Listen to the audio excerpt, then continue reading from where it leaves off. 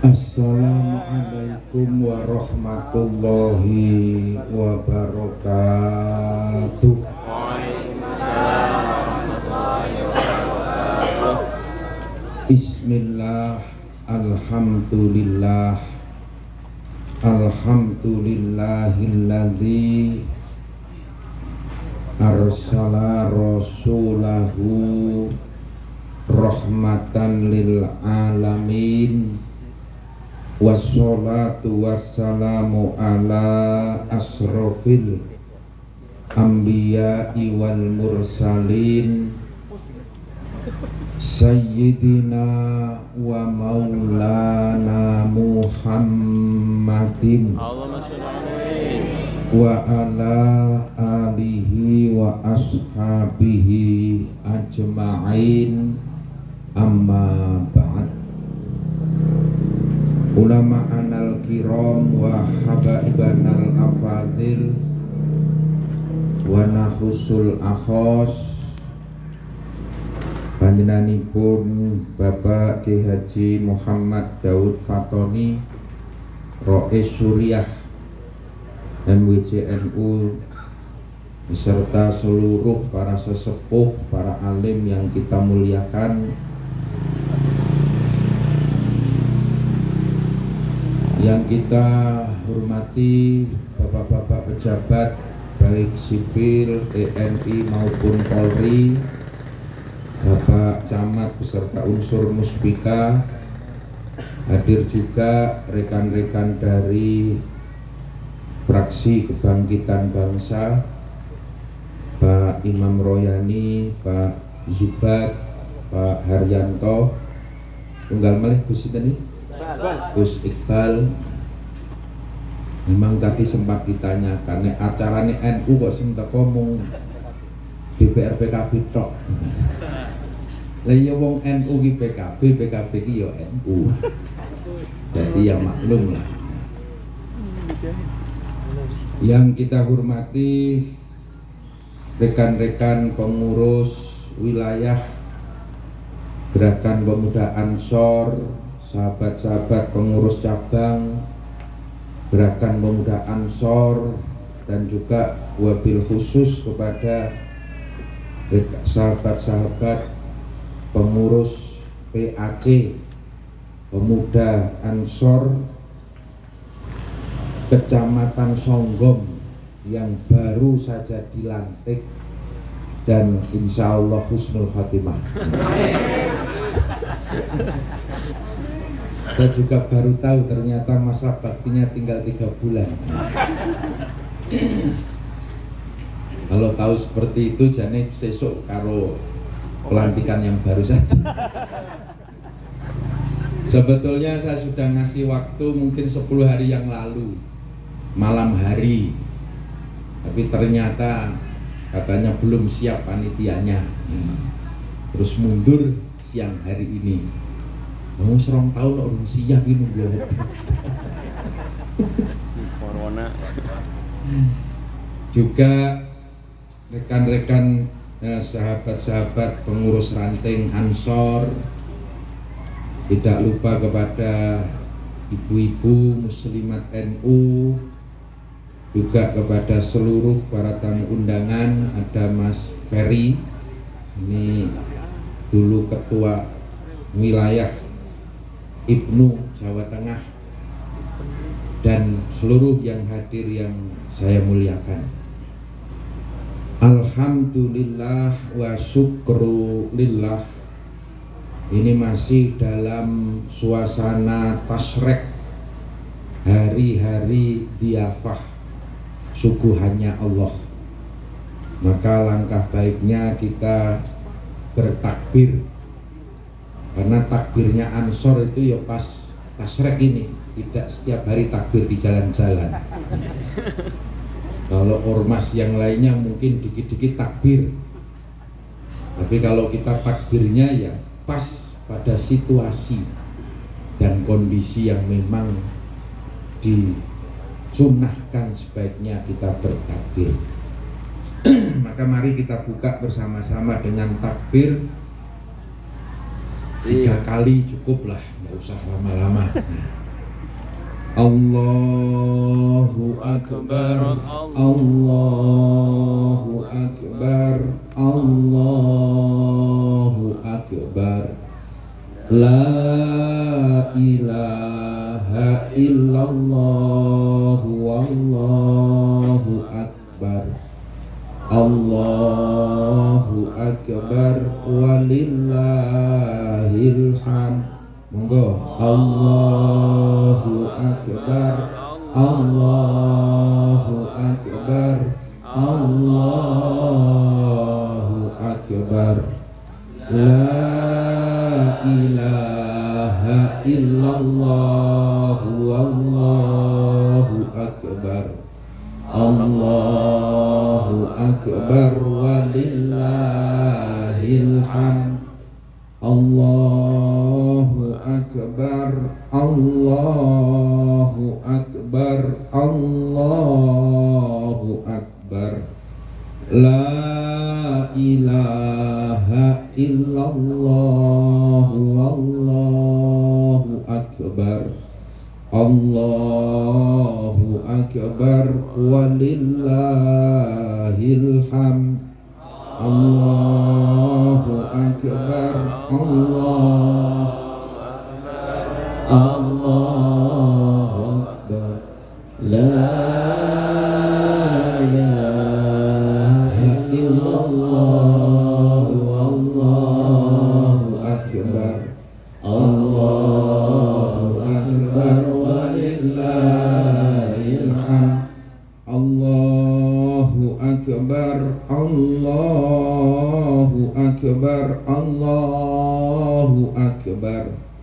La ilaha illallah, wallahu akbar.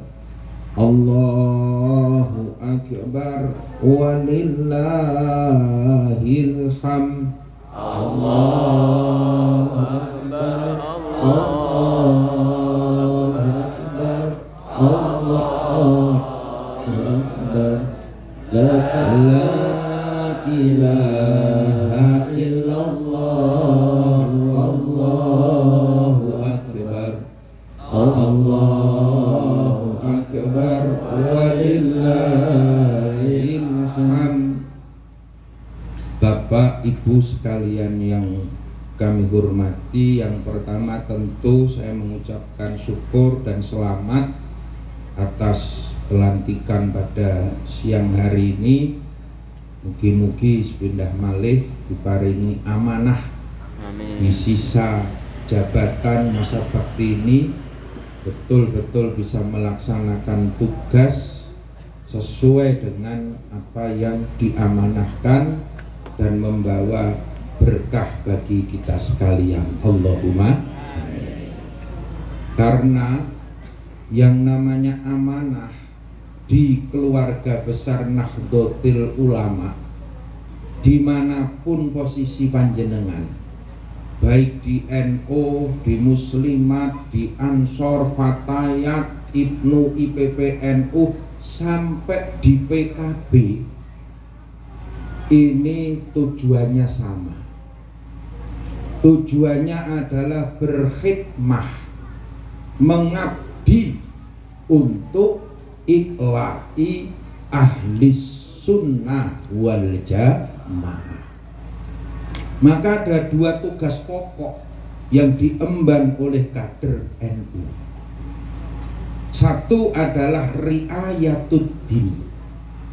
Tugas pokok yang utama kita adalah menjaga, merawat kelangsungan agama, merawat kelangsungan akidah kita ahlus sunnah wal jamaah. Tentu sesuai dengan porsi kita masing-masing, tapi bagian besarnya sama, riayatuddin. Di Suriah tugasnya mungkin pengajian, tugasnya mungkin tahlilan, tugasnya mungkin ngimami istighosah, manakib. Itu tugas di Suriah. dalam rangka riayatuddin. Di Tanfidiyah mungkin mengelola pengorganisasian. Di Ansor tentu tugasnya berbeda. Bagaimana menggerakkan generasi muda di lingkungan kita agar cinta kepada para alim ulama, generasi muda di lingkungan kita agar cinta kepada pondok-pondok pesantren, cinta kepada akidah kita Ahlus Sunnah wal Jamaah. Riayatuddin itu satu. Karena kelahiran NU ini juga dilatar belakangi dua hal tadi. Satu, riayatuddin. Ketika waktu itu di Hijaz yang hari ini kita kenal dengan Saudi Arabia berganti kepemimpinan, naiklah Raja Suud yang berkoalisi dengan Muhammad bin Abdul Wahab yang hari ini kita kenal dengan fahamnya Wahabiyah. Itu berasal dari yang namanya Muhammad bin Abdul Wahab. Ketika naik Raja Suud berkoalisi dengan Muhammad bin Abdul Wahab, tentu ar-ra'iyah ala dini mulukihi, bahwa rakyat ini sangat-sangat tergantung faham akidah kandel tipise agamane pemimpinnya. Maka yang namanya pemimpin itu akan berusaha memaksakan fahamnya untuk diikuti oleh rakyatnya. Maka Raja Suud waktu itu dengan Muhammad bin Abdul Wahab mulai menerapkan faham-faham anti Ahlus Sunnah wal Jamaah. Kiai-kiai, para ulama Ahlus Sunnah wal Jamaah di Mekah, di Madinah mulai ditangkapi. Bahkan tidak sedikit yang dibunuh. Kitab-kitab yang berfahamkan Sunni mulai dibakar di mana-mana. Bahkan puncaknya mereka ingin merobohkan, meratakan dengan tanah makam Rasulullah Muhammad Sallallahu Alaihi Wasallam. Niku goro-goro salah milih pemimpin, Pak. Ini yang harus menjadi catatan kita bersama. Goro-goro salah milih pemimpin, akhirnya berimbas ke semua lini keagamaan. Kiai-kiai di Indonesia waktu itu belum merdeka, kiai-kiai di tanah Jawa khususnya mulai resah. Ini bagaimana nanti kalau kita naik haji, masih bisakah kita melaksanakan ziarah ke Madinah? Keresahan itulah akhirnya kumpul kiai-kiai membentuk komite Hijaz.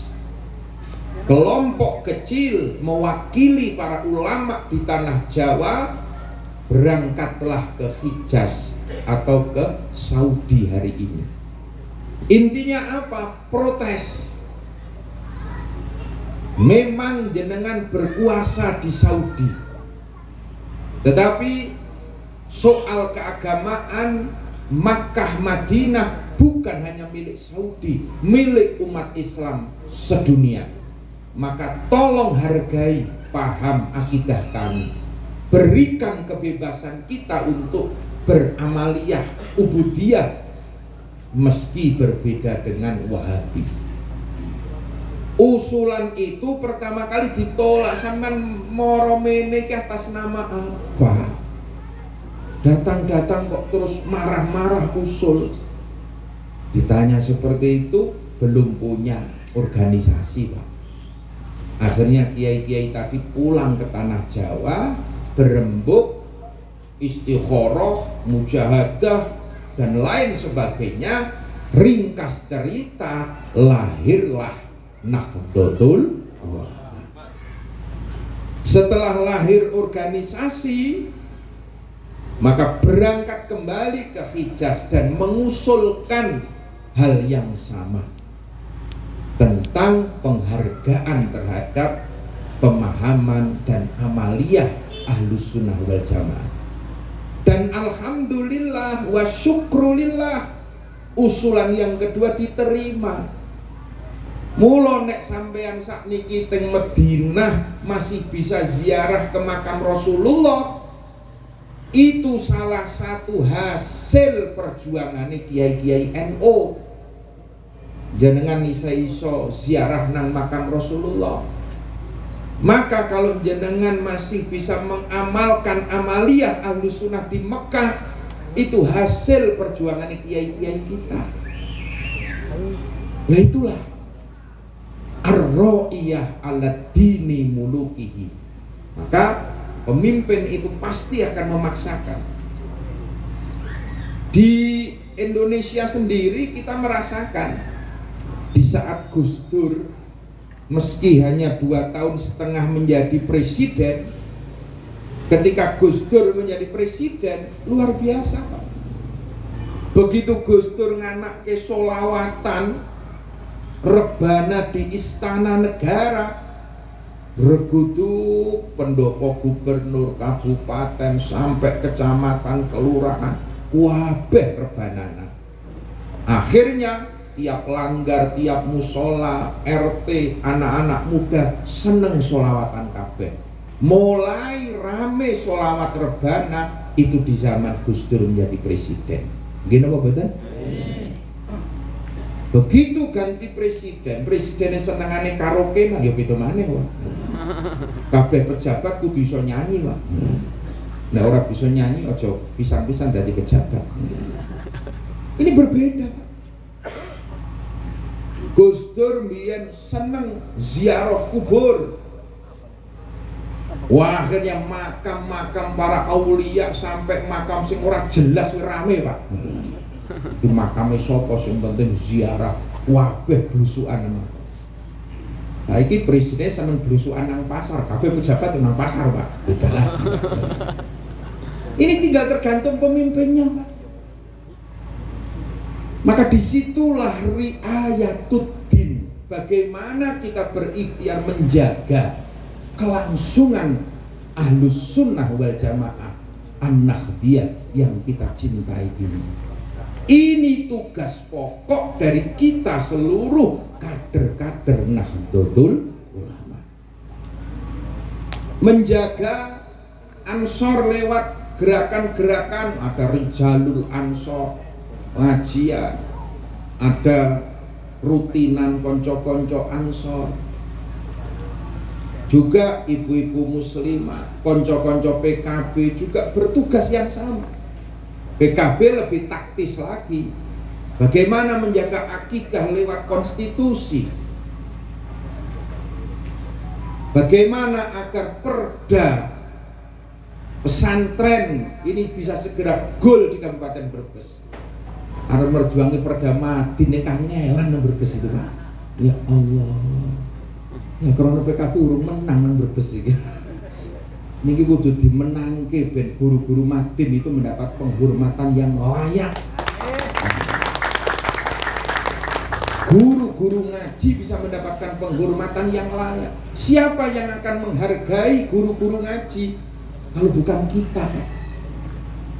Kayak tadi yang disampaikan Pak Imam Royani, mabniyatun ala aqidati, bahwa memang ini berangkat dari akidah Ahlus Sunnah wal Jamaah. Mulai yang diperjuangkan juga kepentingan-kepentingan Ahlus Sunnah wal Jamaah. Menjaga itu berat sekali. Maka kolaborasi, kebersamaan ini harus terus dijaga bareng-bareng. Contoh yang masih segar dalam ingatan kita Pak, di saat Pak Ganjar waktu itu melaunching full day school. Ini luar biasa. Emot full day school bu, sekul goreng apa sekul? Sekolah 5 hari. Kalau sekolah itu dipadatkan menjadi 5 hari, Sabtu Minggu libur. Akhirnya sekolah pulang jam 4 sore. Alasannya apa? Ini demi menggerakkan ekonomi. Biar Sabtu Minggu pasar rame, tempat wisata rame, ekonomi bergerak. Tapi di balik itu yang kita pikirkan adalah sekali lagi nasib madrasah diniyah, nasib TPQ, nasib pengajian-pengajian di musola di masjid. TPQ Madin pengajian itu jam 4 sore, jam 3 sore Pak. Lah nek bocah-bocah sekolahnya tekan jam 4, ya akhirnya lambat laun, itu artinya membunuh madrasah diniyah secara pelan-pelan. Bocah bali jam 4 sore wis kesel, sapa sing gelem ngaji nang Madin, nggih mboten? Sapa sing gelem ngaji nang TPQ? Ini bahaya ini. Yang paham seperti itu hanya kita, Pak. NU PKB yang punya punya perasaan seperti itu. Yang lainnya mana mau berpikir, Pak. Kita berpikir kalau sampai Madin, TPQ ini macet, bahkan mati di desa-desa. Padahal Madin, TPQ ini adalah supplier yang selalu mengirim santri ke pondok-pondok pesantren. Brebes luar biasa. Lirboyo monus pirang ewu sing nang Brebes. Itu pasti berangkat dari Madin, gitu kan? Berangkat dari TPQ, Pak. Yang berangkat ke Ploso, berangkat ke Sarang, berangkat ke Jombang, berangkat ke Tegalrejo, itu semua disuplai dari Madin dan TPQ. Kalau Madin dan TPQ-nya mati, artinya lambat laun yang akan mati berikutnya adalah pondok-pondok pesantren. Pondok-pondok pesantren adalah benteng terakhir akidah Ahlus Sunnah wal Jamaah. Setelah Madin, pesantrennya mati, terakhir yang disasar adalah hancurnya Nahdlatul Ulama. Ini bahaya besar, Pak. Maka saat itu kita tolak rame-rame. NU, guru-guru Madin, TPQ nganake istighosah. Tapi tidak cukup, Pak, nolak itu dengan istighosah. Ora cukup didongani tiap bengi. Tidak cukup hanya dengan demo di jalan-jalan, karena itu keputusan akhir di parlemen. Maka menolaknya juga harus di dalam parlemen. Disitulah kerja-kerja politik yang dibutuhkan. Maka PKB waktu itu menjadi satu-satunya fraksi yang serentak tegas menolak full day school. Itu hanya PKB. Fraksi liyane nyuwun saya tekan P3 ora jelas diajak kok. Ini loh, ini yang butuh di situ itu. Lah ini kerjasama NU, istighosah, sampai Mbah Kiai Ubed itu Roe Suryah PWNU itu demo naik truk di Simpang 5. NU gerak di luar parlemen, PKB bergerak di dalam parlemen. Alhamdulillah wa syukrulillah, full day school tidak jadi diberlakukan di Jawa Tengah. Ini riayatuddin dalam rangka kita menjaga kelangsungan Ahlussunnah wal Jamaah bersama-sama sesuai dengan tugas dan porsinya masing-masing. Yang kedua, tugas kita adalah riayatut watoniyah, menjaga kelangsungan negara kesatuan Republik Indonesia. NU itu dulu berdiri juga sama. Satu kondisi eksternal terjadi di Saudi. Yang kedua, tahun 25-an itu Indonesia ini sedang marak-maraknya muncul organisasi-organisasi untuk kemerdekaan. Maka NU waktu itu berdiri ikut menjadi motor utama untuk memerdekakan Indonesia dari penjajahan Belanda. Dua hal tadi, riayah agama, riayatuddin, dan riayah watoniyah. Jadi NU niku lahir sebelum Indonesia merdeka, Pak. Kita ini lahir 1926, Indonesia dengan perjuangan seluruh kelompok masyarakat, Allah meridhoi proklamasi 17 Agustus 1945. Dari tanggal dan tahun kelahiran saja sudah jelas, Pak. Kenapa kita selalu berteriak NKRI harga mati? Kenapa kita selalu meneriakkan itu? Karena kita menganggap bahwa NKRI adalah warisannya para alim ulama. Mbah-mbah kula sampeyan, kakek buyut kula sampeyan yang bersimbah darah, keringat, air mata memerdekakan Indonesia. Maka selayaknya lah kalau Ansor, Bansor, dan seluruh kader NU berada di garis depan untuk mempertahankan NKRI. Lah wong ana organisasi gek muncul wingi sore. Urung tahu melu kemringet, urung tahu melu berjuang, tiba-tiba mengotak-atik NKRI. Tiba-tiba mempertanyakan Pancasila. Tiba-tiba ingin mengganti dengan khilafah. Sampeyan ki sapa? Nggih napa boten? Karena mereka tidak pernah berkeringat, Pak. Tidak pernah merasakan perjuangan.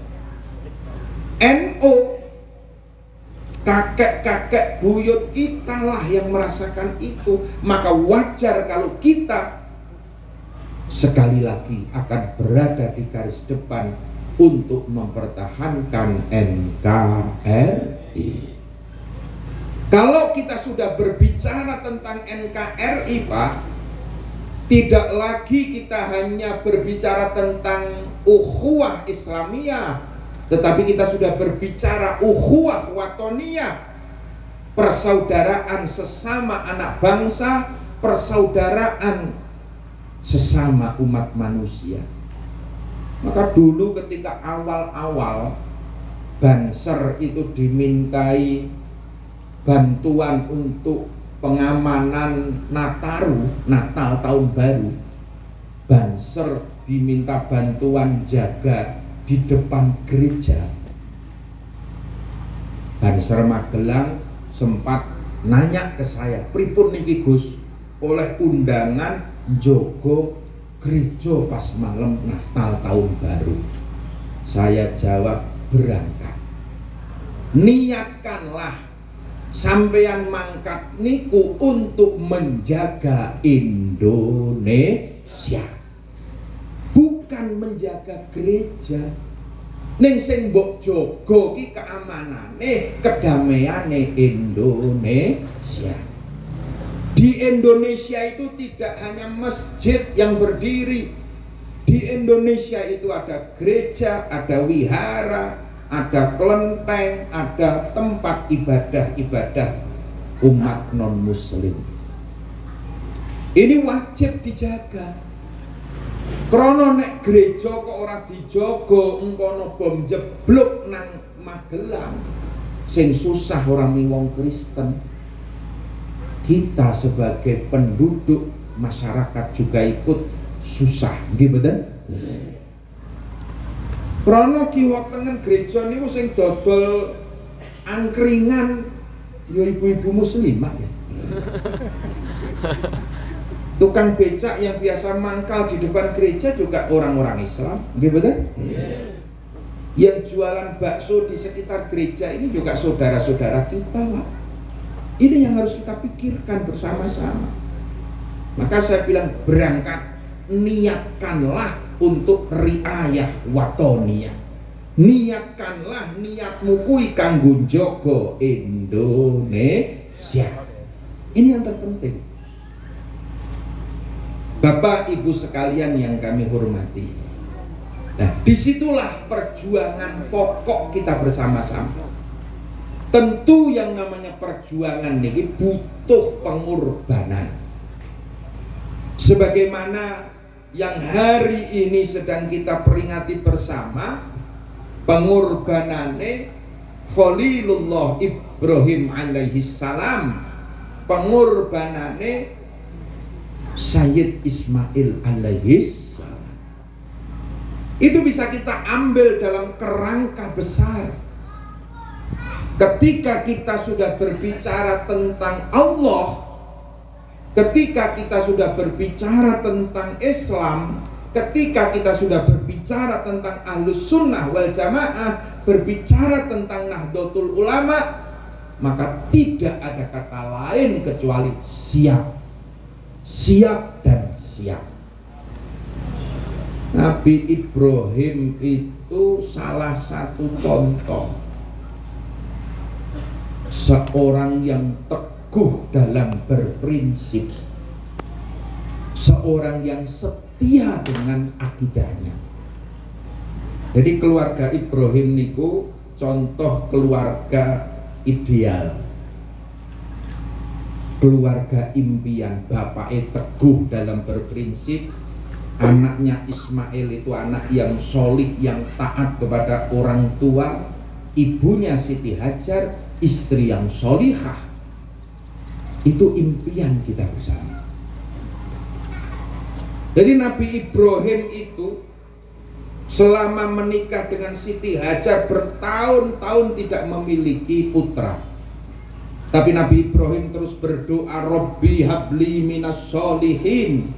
Ya Allah, berikanlah kami anak turun yang solih-solihah setiap hari selama 20 tahun, Pak. 20 tahun Nabi Ibrahim mujahadah. Kadang-kadang kita itu ikut mujahadahan 2 tahun wis bosan. Kula niku melu mujahadah di Qurul Ghafilin pun 3 tahun terus kok ora ono kaceke. Utange ra lunas-lunas. Kula melu ngamalke aurat ini sudah hampir 4 tahun. Kok belum ada perubahan? Lu sampean ki sapa? Pertanyaannya kan itu lagi. Sampean ki sapa?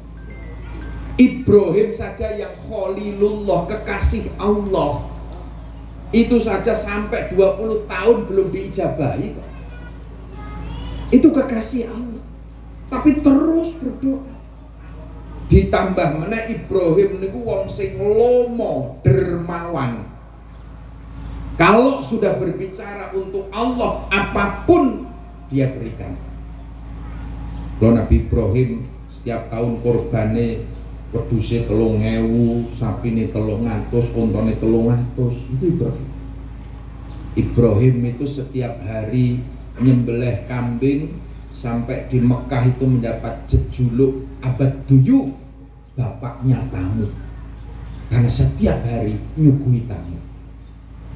Nah, kita pun dalam berorganisasi ya sama.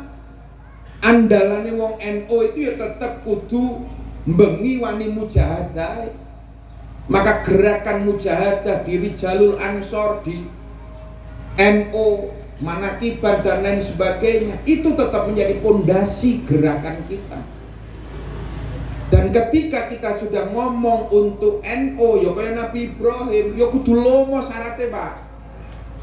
Nang organisasi kok ora lomo, ora suwe sampai nang organisasi.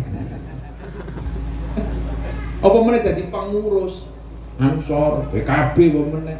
Syarat pertama yang kudu niku, Pak.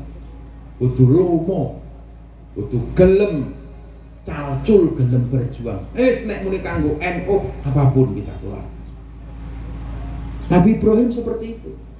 Karena sedekah itu menjadi pelicin, Pak. Ibaratnya mobil itu mesin ini butuh pelumas. Bengi mesin ini digenjot mujahadah, awan oline kudu dikuati, Pak. Pelumasnya ini, sedekahnya harus diperbanyak.